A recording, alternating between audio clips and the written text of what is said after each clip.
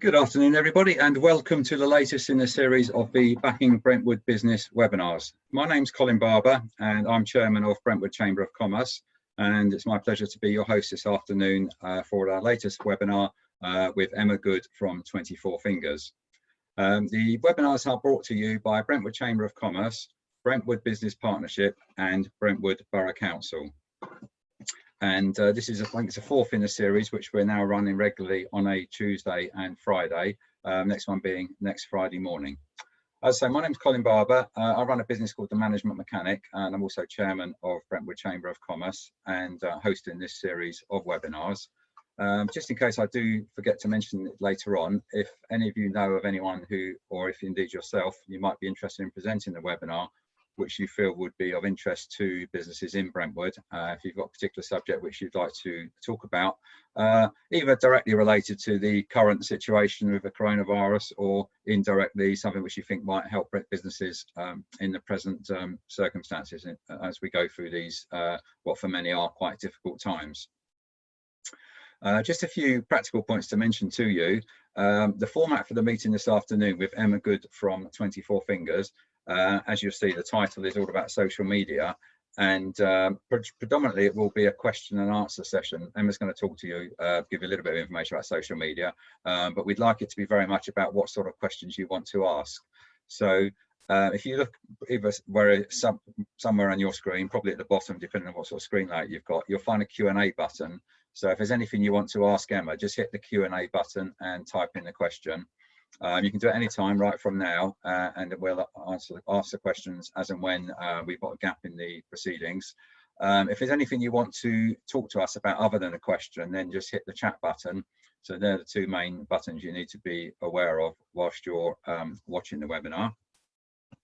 And also just to mention to you, the webinar is being recorded and it will be uploaded to the Chamber of Commerce YouTube channel, as have all the other previous webinars, which are available for you to view if you haven't already seen them. And sometimes it's quite good just to watch the webinar again, because there might be something particular which you missed out on, which you want to catch up on afterwards, just to recap your memory. So as I say, our presenter today is Emma Good from 24 Fingers, and a lot of you with the Chamber of Commerce or indeed in business in Brentwood will recognise Emma's name, and perhaps been on one of her training courses regarding social media. And if you haven't, then I'm sure after today you may well be interested in finding out more about Emma and her business. So let me just introduce you to Emma. Emma, are you there? Would you like to share your video with us? Thank you, Colin. Hi. Hi Emma, good afternoon and welcome to the webinar this afternoon. I'd just like to kick off, Emma, really by just asking you to tell us a little bit more about 24 Fingers, and perhaps most important of all, where's the name come from? The name. So 24 Fingers is a social media agency based in Brentwood. We help people that are all fingers and thumbs with their social. Business owners are told nowadays, you must be on social media, you must be posting every day. Well, it's really important to get a strategy in place before you proceed in the world of social media. So we help with strategy, we help with daily social media management, we help with analysis, and as you said before, we also help with training workshops. Great, okay. And how long have you been running 24 Fingers? So we're going to be celebrating our 6th birthday in the summer. A lot's happened in the 6 years, and I'm hoping that we can celebrate in person in July. Yeah, okay, that's something to look forward to.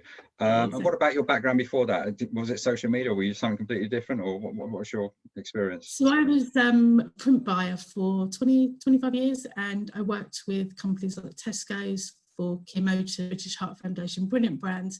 So I was responsible for buying print and paper and getting the magazines out on the shelves on time. I kind of 7 years ago that my print spend and my print budget was very much going one way, downwards. And I thought, actually, I need to adapt with the moving times. I need to look at online. So I set up a kind of side hustle, as it were, a micro business in the evening. So I did my publishing job in the day, I did my side hustle in the evening, and then I got made redundant. And I thought, actually, do you know what? I'm coming up to a significant birthday. I'll never get this opportunity again. I'm going to start my own business. And 6 years later, here we are.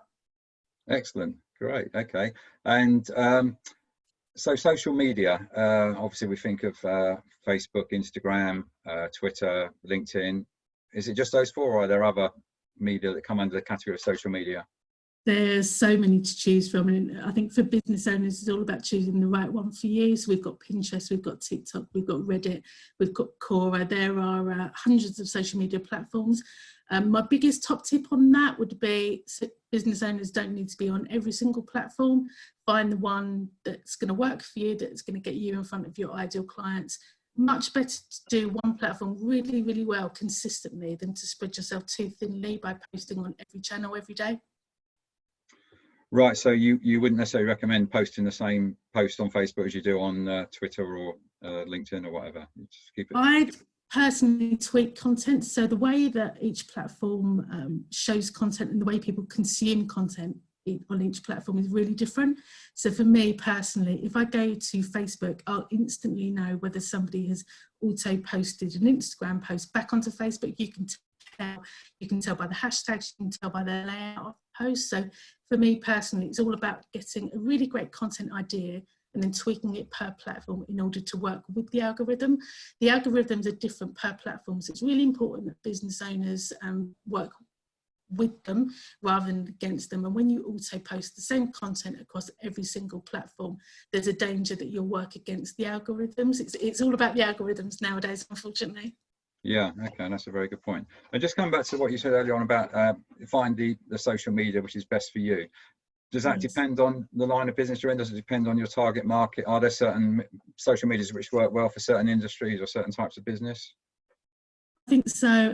When we do our strategy workshop for Chamber, we look at each platform individually. So, for example, if I had a cake making business like Sally Sykes of Chamber, then I would go instantly to Pinterest and Facebook. Pinterest is a predominantly female-driven platform, and it's where people get recipe inspiration from. So that target market are actively searching for recipes. They're actively searching to buy all things to do with cakes, so that would be a go-to platform for me, not so much LinkedIn. So it's really all about looking at who your ideal client is and using data on these platforms to say, actually, how many people in my target audience consume media on that platform. Business owners are really busy nowadays. We need to use our time really effectively. Yeah, okay, so that's a good point on that one about the photos. So photos, what about videos? Are videos a good idea for social media? So videos are a great idea for social media. By the end of this year, 80% of all social media content will be video based. So it's really, really important that you get some kind of video strategy in the business. I know video can be scary for some business owners. If you wanted to do baby steps, for example, you could do an explainer video. So that's a little kind of text-based animation of what your business does and how it helps people. That could be a really easy entry point to create video content for social media. Moving on, you could do a Facebook Live. It doesn't need to be long. It could be a 30-second clip, a minute clip. Moving on from that, you could do a weekly tutorial on YouTube. There's lots of different ways to get video content out there, but I would say baby steps until you feel confident. And I know that there's lots of great free resources on creating video for social media. And we've got a workshop coming up in May, exactly that, because it is something that people are nervous of. And if you haven't grown up creating video content like the millennials of the day, then it can be quite daunting. But there are ways to introduce it into your business for sure. Okay, good. Just to remind our audience today, if you do have any questions for Emma, then just type them into the Q&A, and we'll come to them as we progress through the session. Certainly, obviously interested to hear what questions you would like to have answered by Emma. I'm sure she'll do her best to answer any questions as long as they're related to social media. So one of the things I always wondered for me is how do you well, first of all, how do you ensure that your customers are actually reading what you post, and how do you know whether they're reading what you post, and how do you measure the success of your posts or tweets or whatever they may be? Question. So we have a saying internally that it's not marketing if you can't measure it. So we're a great believer in not just putting posts out and not analysing the results after, because you want to do more of what's working and less of what's not. So each of the platforms have got brilliant analytical tools in their back end. So if you go onto Facebook, for example, you'll be able to see on an individual post level basis how many people saw your post and what they did after. So I would advise definitely look at that on a monthly basis. If you can do it weekly, then fantastic. And what you really want to be doing is seeing trends and spikes. So for example, in my business, I know that on Instagram, my business owner, ideal clients, don't post on Instagram on a Saturday and Sunday. They're not consuming my media. So I leave that till Monday to Friday, because again, I've got limited time. I don't want to be posting and kind of seeing tumbleweed. I certainly pick the times of day and days of the week where I'm going to get the most traction. Once you've got that analysis, you can see what types of posts are resonating. So it could be, for example, the video is working better than a link-based post. For my business, I see when I do a text-based post where I ask a question, I will get much more engagement than when I send somebody off Facebook. And one of the commonalities of all the algorithms nowadays is that they like people to stay within the platform. So they don't like it when you put a web link, for example, on Facebook and send people away from Facebook. They don't like that, and they decrease the amount of people that will see your posts when you do that. So again, it's knowing what the platforms want and then modifying your content accordingly. And Facebook, if we use that example, is a great place to garner opinion and ask people what they think about your sphere of influence and knowledge. So just coming back to that point you just made about not taking people away from, for example, Facebook. Are you talking, for example, you wouldn't recommend it, including a link to your website, because that would then take them away from Facebook, and Facebook wouldn't like that? Is that what you're just clarifying? Yes, exactly. But there's a way around that. So for example, if I want to send somebody to my website, I would post an image and I would put the link in my body copy, but I wouldn't use the link preview. So when somebody clicks the picture, they wouldn't necessarily automatically be taken to my website. I do the flat image with a, if this click through to my website to get X, Y, Z. And that way you're working with the algorithm, but you're giving people the opportunity to visit your website too. Okay. And what about paid for boosts? I know, for example, on Facebook, you can pay to boost your posts on Facebook. Is that something you would recommend?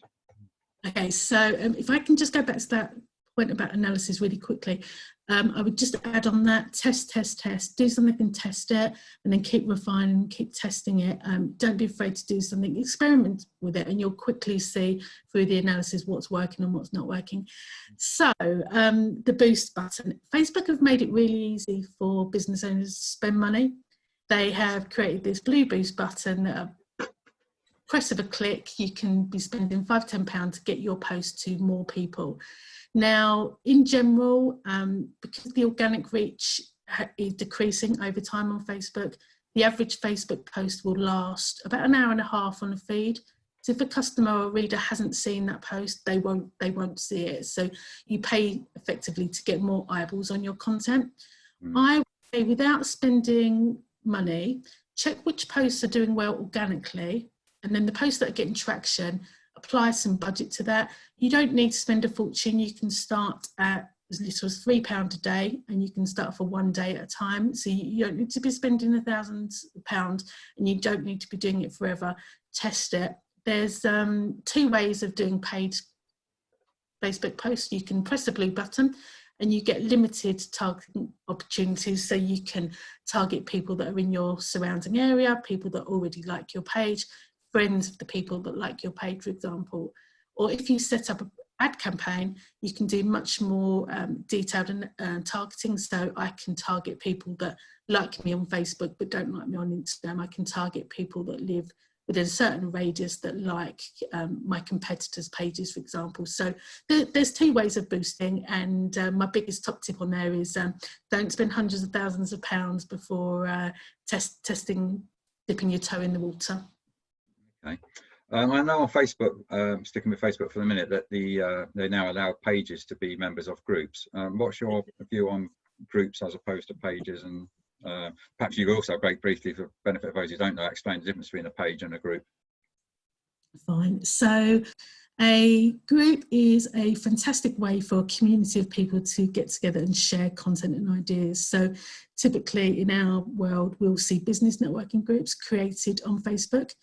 The biggest benefit over pages and groups, and this is something that Facebook are really pushing, they want people to join groups over pages, is that you get notified when somebody posts into a group. So you're much more likely to get your ideal customers seeing your post through a group. It's really powerful. You can run things like polls, you can add notes, you can add files in a group. So if you were a business coach, for example, and you were running a masterclass program, you could upload your worksheets and your syllabus content within a Facebook group. You can keep them private as well. So if anybody wants to create a monetized group where people pay for a subscription model, Facebook group is the perfect way to do that. They make it very, very easy for business owners to take somebody from being a page fan to an active member of a group and then a paying member of a private group.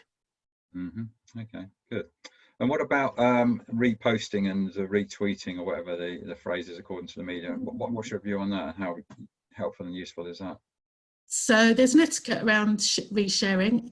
I would suggest on Twitter that retweets are great. Retweets are a way of sharing somebody else's content with a supplementary comment of your own. So if you've got a particular passion on something, or you want to kind of put your tuppence worth in, then you can grab somebody else's tweet, reshare it to your audience, but make sure that you add your opinion into, because Twitter is a platform where you can't be vanilla. I'm not saying that you have to be like Trump, but I am saying that you need to show what you stand for. And when you do that, Twitter is a great place to build traction very quickly. And if anybody wants to be featured in the press or be interviewed by journalists, then Twitter is your go-to platform. Right. Okay. So that's a good point. And so if you do retweet, make sure you put a comment in your retweet. Yeah, exactly. Because you're an expert in your field, so why wouldn't you want to either agree or disagree? It's a way of giving kind of position you as a thought leader in your industry. Yeah. Yeah. Okay. You just mentioned journalists, which made me think, presumably the way that journalists find your tweets is by hashtags. Is that correct? Yeah, they find you, they search you out, but actually a great way of finding them, because they're busy people, they're not going to be searching for us, is to use hashtag PR request or hashtag journo request. And if you keep a lookout on that particular group of tweets, you're going to be finding journalists that are actively looking for experts to share their knowledge. And I'm seeing at the moment a lot of invites coming through to us for appearing on podcasts and webinars. A lot of people are searching for content right now because obviously they can't fill their slots with the day-to-day news. There's a limit to the kind of information that's coming out there. So they're actively asking for expert opinion on, what's the best way to keep a positive mindset through the crisis? What's the best way to homeschool your children? That kind of thing. So hashtag journo request or hashtag PR request, keep on track of which journos specialise in your sector, and then build up a dialogue, and potentially they will invite you to add your commentary, and you never know where that could appear going forward. Okay, good. And what about using agencies or freelance people to manage your social media, where they do the posts for you? Is that something that you recommend, and is it expensive, and does it mean you lose control? I would say it's great value. I think the difference between an agency running your social media and you doing it yourself, agencies have got access to trend-based data. They know the algorithms back to front. They use expensive software to keep track on movers and shakers and influences. So for example, we use software that is one of the biggest expenses in my business, but I'll get a text alert when a keyword is trending on social media, for example. Your average business owner probably wouldn't want to invest in that kind of software, which I completely understand. So you can kind of cherry pick the best bits when you work with an agency. If he is considering working with an agency and wanting to save time by outsourcing, I'd recommend that you speak to the agency really clearly about tone of voice. So one of my barometers and KPIs of success is if a business owner's family don't realise that I'm tweeting or posting on their behalf, then I've done my job. So I'll know whether a client says the word fantastic or great. I'll know whether they use exclamation marks or emojis. And I think that criteria of really getting under the skin of a brand is absolutely vital. If an agency is going to be doing your social media, it needs to feel like you. And if your family read it and think it's you, then they've done their job well. So that's when you've got an agency actually managing your personal account, or your company brand. Actually, I was thinking, I do both. I do personal profiles where I'll manage somebody's personal account if they're kind of a public figure, or I'll do company brand. And there should be no distinction. I should know that company brand values instinctively and inherently. And yeah, I do. So that's an interesting point, because what you're saying is that in effect, when we're broadcasting in social media, we should in effect be using our everyday language the same as if we were just almost the same as we would in our personal accounts. There'll be a company tone of voice, and then there'll obviously be a personal tone of voice. For me personally, if somebody stumbled on a 24 fingers social media post, when they meet me as the figurehead of 24 fingers, they should absolutely see that consistency and correlation, because I don't want there to be any nasty surprises. And I want to stay faithful to my brand values, which are all about being kind of helpful, supportive, very Essex, very community focused, and that needs to come across on my social media. And if, as the founder of the company, I show that in my own personal timeline, people get a consistent look and feel. And then, I'm not going to be loved by everybody, and that's okay. We can't please everybody on social media, but if we stick to our brand values and our ethics and our tone of voice, the people that are in your tribe, the people that are in your ideal client sector, that they will recognise that and think, actually, I want to work with that person. They speak my language and they understand my pain points. And if I'm not authentic, they're not going to get that feel from me. Yeah. Interesting. We've got a question here, sort of coming back to the beginning, and I'll read it out to you. Hi, do you think that literally anyone can learn to like, if not love, social media? Lots of a team, including myself, are nervous of using it when we aren't familiar with different platforms. That's a brilliant question. I got asked that yesterday, actually. It was a mediation expert, and she said, hate social, and you've got 12 weeks to convince me otherwise. And that's brilliant. I love that challenge. I think social can be quite daunting, and I think, massive difference for me to my son. My son's growing up with a mobile, completely different. He's absolutely au fait and confident with using tech. I would say, can anybody learn to love social? I think anybody can learn to love a platform. I think there'll always be platforms that you don't enjoy, but you will find one. I think actually, I see the point of that platform, whether it's LinkedIn, networking, whether it's browsing through Instagram and getting inspiration. There will be a platform that somebody somewhere will love. I think the second point of that question around confidence is, probably answered it before, but it's baby steps. There's a lot of resources out there for you to trial stuff, and I would say give it a go. Do something that you're comfortable with, and then as you get out of your comfort zone, kind of push your boundaries. And we have people come into the training workshops that at the beginning go, actually, do you know what, I don't enjoy this, I know that I've got to do it and I'm going to endure it. By the end of the session, they're feeling confident and they've got a strategy. And I think when you've got a strategy, that makes all the difference, because you know why you're doing it, not just because you have to. So the main reason why people don't enjoy it or don't love it is because they don't feel comfortable with it. Is that your point? Yeah, I think there's confidence and strategy. I think some people see it as a place where you get lost in. It's a bit of a black hole. You can spend hours being lost on social media. And I think business owners want to see what the point is of all that hard work, creating content and posting. They want to see a direct result from their hard work. I think you've got a strategy, and when you've got measurement processes in place, it all becomes a little bit easier. So you can say, actually, did that, it worked, or no, did that, it bombed, never going to do that again. And through time and testing, it will become apparent. But I would say give it a go. And if you have any specific questions, I'm not sure who the Q&A is from, but if you have any specific questions or want to ask me anything about a particular platform before you take that first step, please just shout, and I'm more than happy to help. Okay. And what about posting? Say you have got a business account on social media, and you're a small business, maybe even just a one person business. Should you be posting about yourself? Are people interested in hearing about you and what you did at the weekend, or should you keep it strictly to business? And what's your views on that? Okay, so I'm definitely not one to be posting that I had a cup of, well, I don't drink coffee or tea, but I'm not one to be posting what I have for breakfast on social media, because there's no business point to that. I would say that people enjoy seeing the face of a business. So right now, especially, people want to feel that your business is still open, whether it's off, online, or whether you've got a physical retail store that you're having to kind of change the way that you deliver your products and services. But when you put a face on social media, boy, does it work. People like to see humans. It's a basic psychological need, and if there's a nervousness around putting yourself out on social media, again, baby steps. It could be just a straight kind of image. It could be an image with you and your products. It could be an image of you at work, maybe if you're sending parcels out, that you can still do that within the crisis. Take a photo of yourself doing that, just so people feel that you're still there, you're still open, and when we come out of this, because we will come out of this, you will have stayed front of mind to your customers and your prospect customers.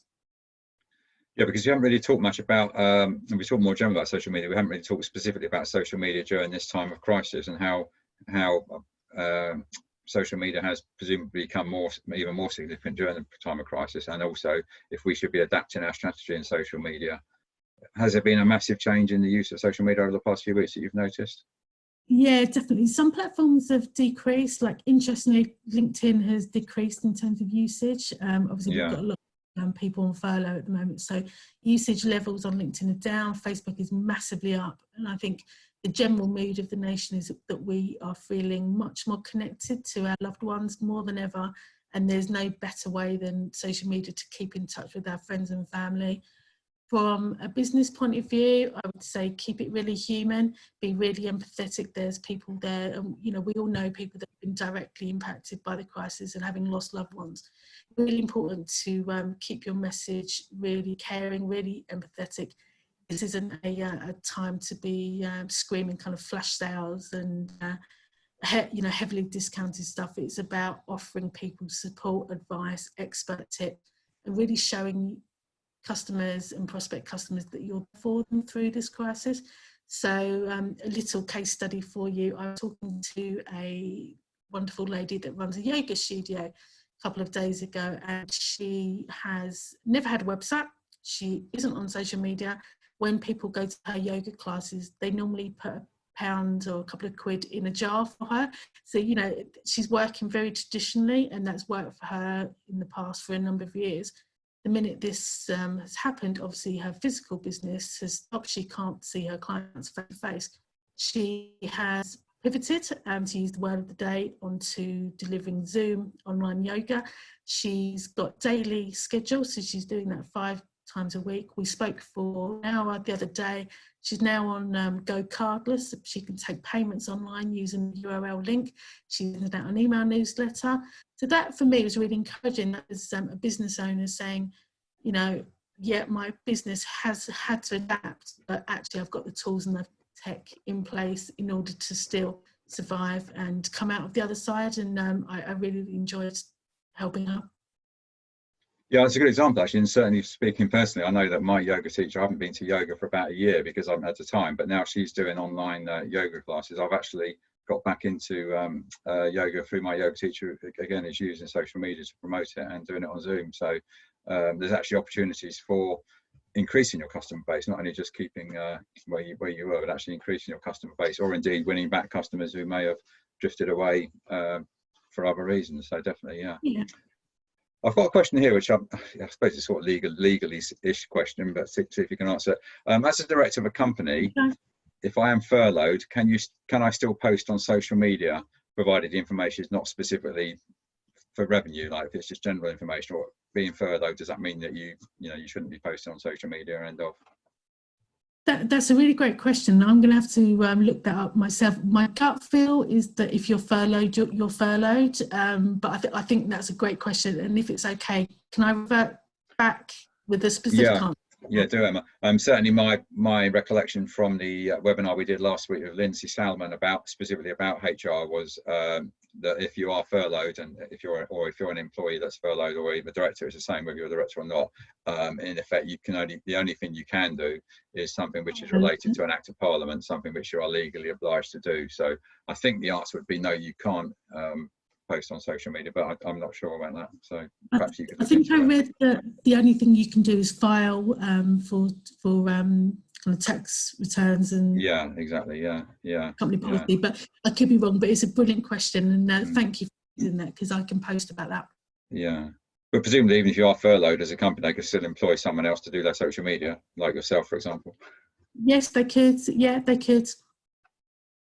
Okay, good. And I think we've talked about the do's and don'ts in the crisis. You mentioned earlier on about keywords, and we talked about hashtags. Someone's asked me, what's the best way to find out the keywords for your particular industry or market? Great question. So if you go to a website called www.best-hashtags.com and put in a keyword that you know, so I've just seen Sue Potter come up on chat there. So if I did hashtag apprenticeships, I would be able to get a list of the top performing 30 hashtags around that sector. That's a free tool that anybody can use. Just on hashtags, move away from hashtags on Facebook. We don't like hashtags on Facebook. They don't work. Nobody consumes hashtags that way on Facebook. So that will make your post look like an Instagram post, for example. But Instagram, definitely have a hashtag strategy. Use up to 30 in a post, use up to 10 on a story, but hide them. Hiding them makes it look less spammy, and if anybody needs to know how to hide them, please let me know and I'm happy to help. I've also got a free download for the top 100 hashtags across the last month, so I can send that to anybody. Pop your details in chat and I'm happy to send that free of charge, and that will help you understand what's trending and what's not. One other question about certainly on Instagram, I guess on Facebook as well, the difference between a post and a story, and what's the benefit of using either on Instagram? Should we just putting in stories, or should you be actually putting in a feed? I'm going to say both. You should, in an ideal world, and again, keep consistent, only do what's achievable for you and don't overcommit. In an ideal world, you would be doing a story and a post a day on Instagram. Two different benefits. Story will only last 24 hours on a feed. So it's a great way of showing somebody what's happening right now in your business. It's not permanent. So for example, our story on 24 Fingers Instagram today was a countdown to our workshop on Friday. That's a counter, like a timer that people can then save. That won't last beyond Friday because it's not relevant. So that's a great kind of immediate trend-based piece of content that I would put on a story rather than putting on my feed. Stories are great for asking people's opinions about your products and services. So I'm thinking of Tina Walker that was on chat earlier. Tina runs a executive assistant business. Tina could ask her customers and her fans on Instagram, what is the admin task that they most put off, for example, which one do they struggle with, and people could vote on her story, and that would give Tina an insight as to what her business should be offering and how she can promote that particular service to customers and future customers. Okay, good. Someone's just asked me, you mentioned about the website for keywords. Could you just let us know again, please? I didn't get a chance to jot it down. So www.best-hashtags.com. So www.best-hashtags.com, and pop in one singular keyword and it will give you recommendations of the other hashtags around your particular sector and industry. That's free to use. Great. Okay. We were talking earlier on about the amount of postings you should do on social media. We've got a question here, with sort of statement stroke question. I see certain companies putting many postings on social media, perhaps 4 or 5 a day, and it actually puts me off them as a company. It is almost as if they are desperate for work. Is this for them to create awareness, or are they posting too much? I would say if I saw personally 5 posts on Facebook from the same company, I would feel a bit hounded. If I saw 5 tweets, maybe not, because Twitter is a much faster faster moving platform. From a company point of view, I would say test it out. Look at what happens when you post once a day or once a week and see what levels of traction that you're getting. I know, for example, if you've got a really great performing post on Facebook, the next time you put up your next post, you'll stop the previous post from being served to people. So you might be doing yourself out of views purely by posting twice. There isn't one answer fits all. It's a matter of seeing what works for you. What I would say is post a little bit more comfortable to commit to. Much better to post once a week once a day, then posting 5 times a day for 1 week, and then nothing for a month. It's all about being water on fire on social media. Yeah, so that's a good point, as you say, also about the fact that once you post a second one, then your first one won't get fed through the feed anymore. So that's obviously going to cause less traction on your first post. So it's better to post one good post than say 5 mediocre ones. Is that? Well, if you were really scientific about it, you would be watching the amount of views that you got on your first post, and the minute that dwindled off, you then put your second post up. That's what I do. Right. I tend to leave posts that are going well, and the minute they stop, then I know it's kind of safe in inverted commas to put another post up. But typically, content, we'll always post once a day on Facebook and Instagram. If a trending type post, I'll post potentially 2 times a day.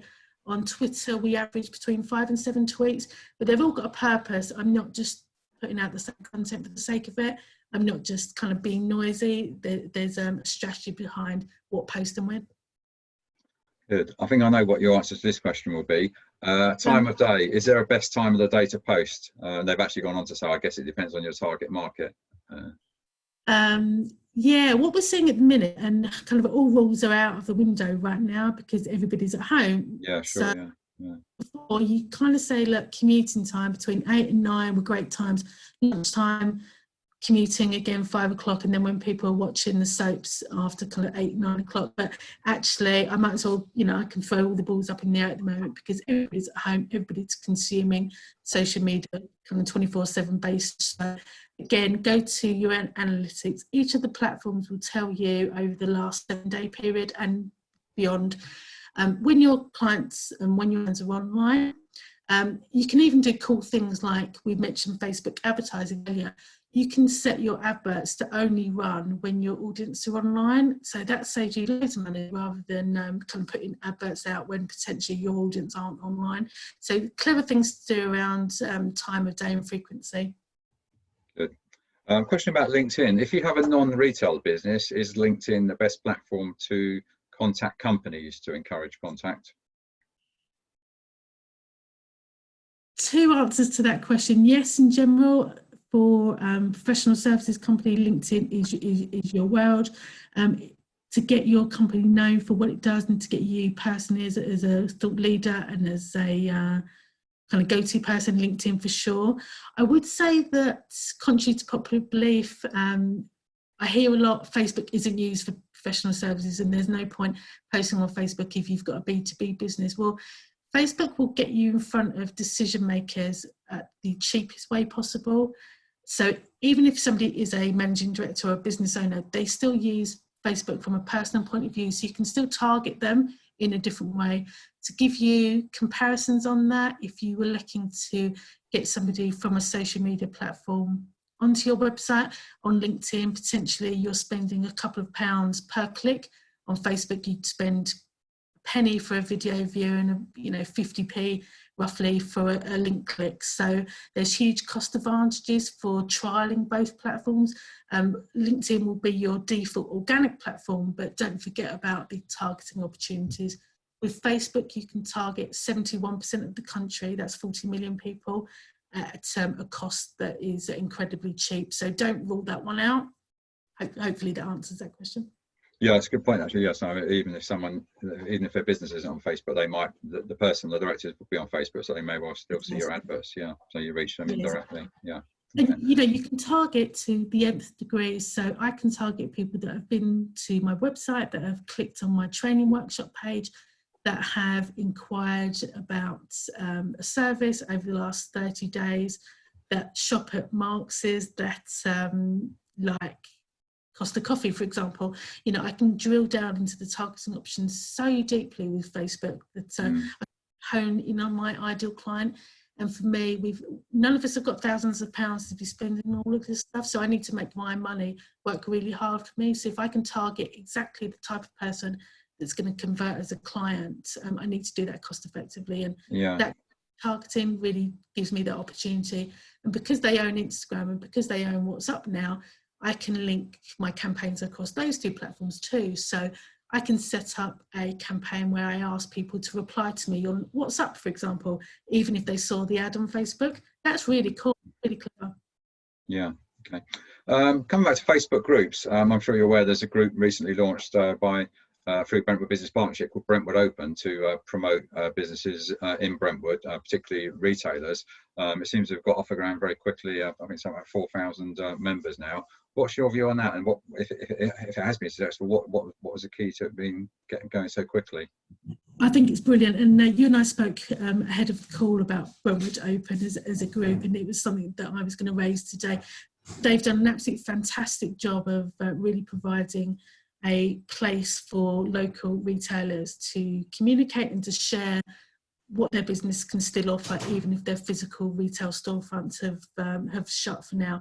I think the success of that group is it's properly admined, so there's rules around who can post, what type of content you can post, and it's not a free-for-all, so it's not full of shouty people just kind of saying, you know, look at me, look at me. It's actually adding value, and I think when I go onto that group as a resident as well, I can see that there's lots and lots of people sharing what can be done and what stuff they've got and how they can help. And to me, it's a brilliant initiative by the BPP, and yeah, I look forward to seeing how successful that will keep going. It's brilliant. Okay, great.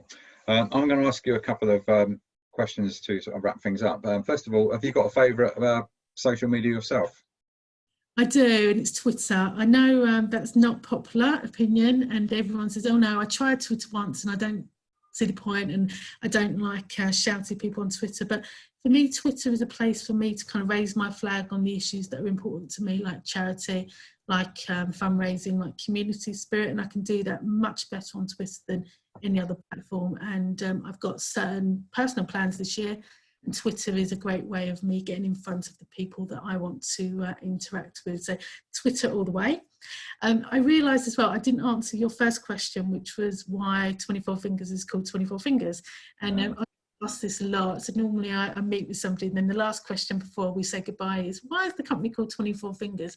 So this stems back 5 years ago when myself and two of my friends decided that once we got made redundant, we would start up a business together, and we had complementary skills, and I thought it would be great. And what happened was we got to shareholder agreement stage, and there was a bit of a falling out, unfortunately, and they didn't want to proceed. They didn't want to proceed, and actually they were my best friends. It all turned out correctly. It all turned out for the right reasons, and we're still best friends now. But by that point, I'd registered the business as 24 Fingers, so I had to keep the name, even though there was only 8 fingers at the time. There's more than 24 fingers, there's 80 fingers now, but that's the story of why 24 Fingers is called 24 Fingers. Good, okay. And whilst we're on the subject of 24 Fingers, worth mentioning that you do run training courses yourself, which I have carried on during the crisis, virtual training courses now through the Chamber of Commerce. How are they going?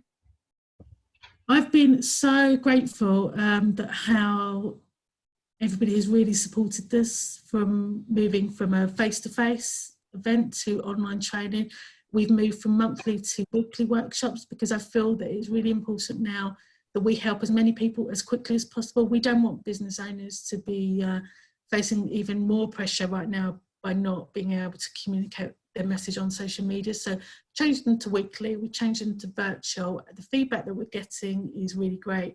I'm so pleased that we're still able to do that Q&A interactive stuff as well. So within each of the workshops, we spend lots of time answering specific questions for business owners, so they've got advice that's tailored directly to their business. And yeah, I'm really grateful of everybody's support in pivoting across to online. We've got one happening on Friday, which is about email marketing. Email is sometimes a forgotten social media platform.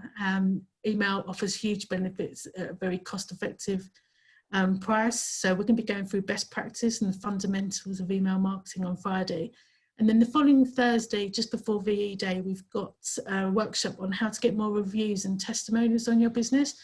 Business owners tell me that they really struggle to get people to tell their future customers how wonderful they are. So we're putting on that workshop, and the details can be found on Brentwood Chamber website.